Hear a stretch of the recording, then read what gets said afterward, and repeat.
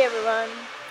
Thanks for making it to this talk. I hope today you learn something interesting and you get out here to make your first PWA. So I'm Alicia Rojas. I'm a software engineer at Telos Labs. In August, I just completed my second year there. I'm also a music composer and a natural resources engineer. I'm obviously passionate about technology and also about sustainability, which is what this app is about. And I was born in Chile, but I'm based in Mexico City. So Telos Labs is a software consultancy company. It was founded in 2017 by Jordan Treviño. He's Mexican. And our aim is the tangible enhancement of society through clarity of thought and creativity and technology. Our mission is to develop products that can deliver the highest impact. So we're very committed to build products with purpose. So this talk is going to be about these topics. First, we will cover what is a PWA and why should I turn my app into one. Then we will talk about this case study, the challenge that gave birth to this progressive web application.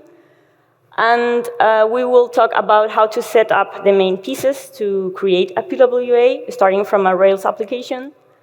And then we will get to the more substantial part of the app, which is how to perform CRUD actions. This is create, read, update, and delete. For those who don't know this term, with Hotwire and IndexedDB. And finally, we will summarize with some key takeaways and further opportunities.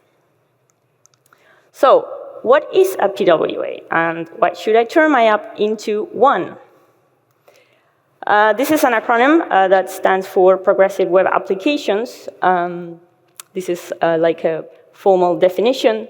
So they're basically web applications that are progressively enhanced with modern APIs to deliver enhanced capabilities, such as boosted page performance, push notifications, offline support, obviously, and they are also installable, which is really cool because you can make them look and feel as a native application without renouncing to the goodness of the web applications. So it's commonly said that PWAs mix the best of both the web and the native world. So in the x-axis, we have the reach, which web apps are really good at. Since they are platform independent, they are visible in search engines, which is really good for SEO. They are also budget-friendly, and you don't need to install them to be able to use them. You can just access to them from any web browser.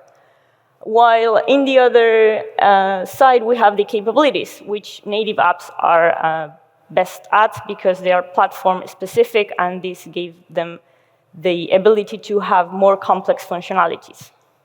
So PWAs are kind of in between with a little less capabilities than native apps because of the platform specificity. But you have all the other good things about web apps, and they are really less cost-intensive than a native application. So this was the challenge that gave birth to this application. It was a request by the Chilean government. It was an agency related to agriculture, and they needed a tool for farmers and farm technicians to perform on-field sustainability assessments on their farms. So the challenge was to create an app that could perform these CRUD actions in the field in areas where sometimes internet is not reliable or not existent at all. So the app had to be very easy to use and share, and this was very important because we were talking about users that are not exactly like tech-savvy people, like farmers and rural people. And it should work on mobile devices. So we really thought this through. We thought about making a native app, but we had a very reduced time frame and a very reduced budget. So we decided to come up with a web application built with our favorite framework, which is Ruby and Rails, and then gradually introduce the PWA enhancements to give the offline support. So this is the app. Farm technicians can complete this complex service. It's a long questionnaire with lots of questions and a map and other features in areas where internet is not always available. So setting up the main pieces. There are two main ingredients that are required to turn your Rails application into a PWA. The first one is the service worker. So I like to think the service worker as a small application that runs in parallel to your main Rails app, intercepting requests, and it provides capabilities like hashing assets and also background sync, among other things. So service workers are specialized JavaScript assets that act as proxies between your web server and your web browser. So they aim to improve reliability by providing offline access and other features. It has to be, in this case, available at the root scope or the global scope, so it basically controls all your routes, if that's what you want. The second ingredient is the manifest. So this piece will tell your browser how this PWA should behave, how it should display within the operating system of your user's device. So it is very important to make it feel and look like a native application. It will tell you how the splash screen should look, how the home screen icon should look, and it also has to be available at manifest.json. So how do we add these files to our application? I tried several approaches. There are some gems around, but in the end, I ended up using the loved MVC pattern. So this wasn't my idea. I took it from a blog post from some years ago by Mike Rogers. So the first step is to create a service worker controller, where you will set up the actions for the service worker and the manifest. Then you will add the routes for both of these actions. And since you have controller and routes, you can add these files as view templates, which is really cool. And then you can write a companion.js to put these pieces together and connect them to your application. So if you have a service worker that is like a small application running in parallel, then this JS is like the bridge between your app and your service worker. So this is like the service worker controller works and looks. I added that line to skip problems with authentication if you're using device. And there are those two actions. Then you add your routes. And yeah, that's pretty much it. Since you have your routes and your controllers, you can add them as view templates. There are other details for this setup. I wrote a blog post about it a while ago. This is the link to it. I'll share the code at the end of the presentation as well. So let's get to the protein of this thing, how to perform CRUD actions with Hotwire and IndexedDB. So for those of you know, well, yeah, this is the first step, to create records while you're offline and then sync them later. So IndexedDB, for those of you who don't know this tool, is a JavaScript API for managing a database of JSON objects in your browser. There are other browser storage tools that I assessed when I was working on this, like session storage, cookies. I chose IndexedDB because it has persistent across sessions and tabs, and you can store files and other more complex objects, images, and it allows to search and store larger amounts of data in comparison to these other tools. It relies heavily on promises, so it's recommended that you have an at least basic understanding of this async JavaScript if you're going to use it. But still, if you have a basic understanding of promises, it is easier if you use a wrapper. These are JS libraries that allow a more programmer-friendly syntax for IndexedDB, which can be a little tricky if you're not a JavaScript developer like myself. So how does this work? We have our client in our side and our web server in the other side. We are trying to create a record, and we're going to make a post request to our server, but we're offline, so this will fail.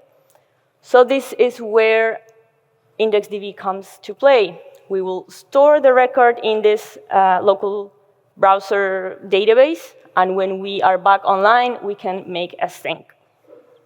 And now we have a synced server. So to make this, I'm going to use Stimulus. So the first step is to check network status. In my case, the most reliable way to do this was fetching a small size image, which is kind of trickier than just using window online function of JavaScript, but that's not really reliable, because it might be the case that you're connected to a network, but not really have internet connection. So this was proven to be the most reliable way. You have to make sure this image is not cached by your service worker. Otherwise, you will have like false truths. Then you will create or find the IndexedDB database in your Stimulus controller. And when you are submitting a form or creating a record, you will check if there's a network available. And if not, you are going to prevent the default behavior of posting posting the record, and you will instead store the record in IndexedDB. I find myself using a lot of these actions across different controllers. I ended up creating mixins, which allowed me to reuse them across different Stimulus controllers. So that's just like a tip. So this is more or less how this looks. You will find or create your DB, and you will check your internet connection. Then you will check it again before making the submission. And if you find it to not be online, you will prevent the default behavior and make the storage in IndexedDB. You have to perform validations before. I'll explain later why this is very important. But since you have a valid form, you will save the record in IndexedDB. I didn't go into the details because it will depend a lot on what wrapper you're using. In my case, I used Dexy. So this is how a record looks in your IndexedDB. Yeah, you can access this tab from your DevTools. And then you will make a sync operation. So I find that the best way to do this was using a manual synchronization. So we will enable a button for this basic HTML with a Stimulus controller connected. So this Stimulus controller will do pretty much the same. We will check the connection because you can't make a sync if you're not connected to the internet, of course. And then you will declare the database. So you will check if there are any records in your IndexedDB. That's just a specific Dexys syntax. You will then create an array to store the indexes or IDs of the records to be removed later the synchronization. And then you iterate through this array to create the AJAX requests to your server and thus post them into your server. And then you will, for every record that you sync, you will add it to the survey IDs to remove. And you can handle the error wherever you like. And then finally, you will iterate through this array of service IDs to remove them from your IndexedDB. So every time we post a record, we remove it from the local database. This is optional. You can either let them there if you like. But that was like our implementation. So how can users interact with data? Because everything until this point has been happening in IndexedDB without the user really noticing it, apart from clicking the sync button. And with server-side rendering, we're really not very used to spend too much time thinking about how to display data, because Rails magically do this for us. We just need to have a controller and the routes and the respective html.erb file, and everything will be just populated in the view. But these records are not really in our database yet, so Rails can't do this for us.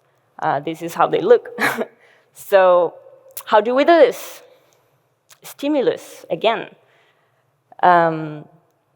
So how do we enable user interaction with offline data? I call this the template approach. So we use template tags to hold some content that will be hidden when the page loads. So this is cool because you can put it hidden in your view. So when your user is connected, the service worker will cache this, and it will cache also this content and the JavaScript that will be used to render it. And then you use a library called mustache.js to populate these attributes. So we will use this library within a stimulus controller to populate the template with the IndexedDB data and then render it. So this is generally how this function looks. You have your template and your rendered content. You pass it the names of, the attributes of your record, and then you return the rendered object and append it to the DOM. So some extra features, we find it was very useful to have a toggle to allow the user to control the offline-online behavior.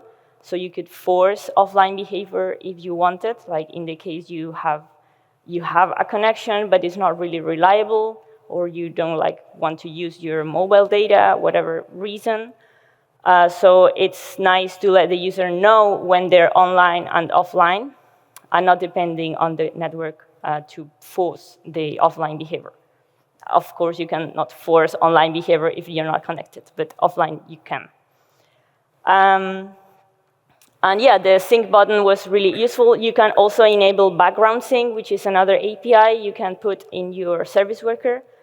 But I would recommend to use this as an enhancement once you have enabled the other type of JavaScript stimulus synchronization, because there are some compatibility issues. And also, it's nice to give the user some control over when this happens, because the other surprise happens in the background.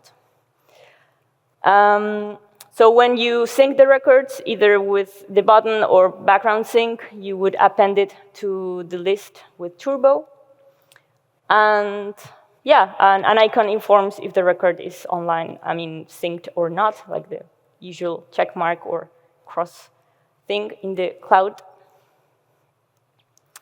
So for an update, you would do pretty much the same. You would create a template version or a mustache version of the form and put it in your view inside template tags. You should put this within the view you're going to access this view from. Like if you're going to access this form from your index, you should put this part on your index. So it kind of resembles a single-page application, but it's not. So then you will use stimulus and mustache to populate the form with the IndexedDB data. And you could reuse the stimulus controller I showed previously to make the changes in IndexedDB when submitting the form. You would actually have to check if it's a record that already exists. And if it is, you can override it, or if not, you just create a new entry in your storage. So, Hotwire, stimulus. It's pretty much all the JS you need to create a PWA. And yeah, backend devs realizing Hotwire is what they need to become full stack. You don't really need weird frameworks to just have everything built in with Hotwire. So there are some gotchas. I mentioned the validations. This is really important because you want to make sure that every record is stored in IndexedDB is valid in the backend, because you will be making the request as Ajax, so you don't want to have like validation headaches. So it's really important that your front-end validations match. And this can be a little tricky and a little like duplicated, but it's really important so your thing doesn't fail because of validation errors. And it's very important also that you understand your audience and your users to assess the importance of browser compatibility for PWA. There are these tables. You can go to kindause.com and see which of these features, like background sync or service workers, have compatibility for your main browser or your user's main browser, especially regarding iOS, because it's not really supporting in all Safari versions and so on. Android is a bit ahead in this sense. So yeah, some key takeaways. So PWA features can really supercharge your application. You can make it suitable for everyone, everywhere, which is nice because we can make a great impact by reaching unconventional audiences. Like, we are not very used to think of people who don't have access to the internet. We're usually just making websites and web applications. So it's really cool because there are people out there that doesn't have a reliable network, and we can reach them with these features. So again, Stimulus is a really powerful tool for enhancing our application with offline features. You can really emulate a single-page application and a seamless offline experience without like too much JavaScript, just the minimum required. So I wrote a series of blog posts about this. I skipped a part because of lack of time, but I'm seeing it was not necessary. This is the part 2, which is about how to cache assets and provide an offline fallback, which is what you need when you have pages that are not cached. You don't want your user to be seeing the dinosaur game. So to prevent that, you will give them an offline fallback. Yeah, that's parts 1, 2, and 3. So if you have questions or you'd like to just chat about PWAs, just reach out, drop me a message. I'm on these platforms. Thank you very much. If you have questions, there's enough time to answer them. Thanks.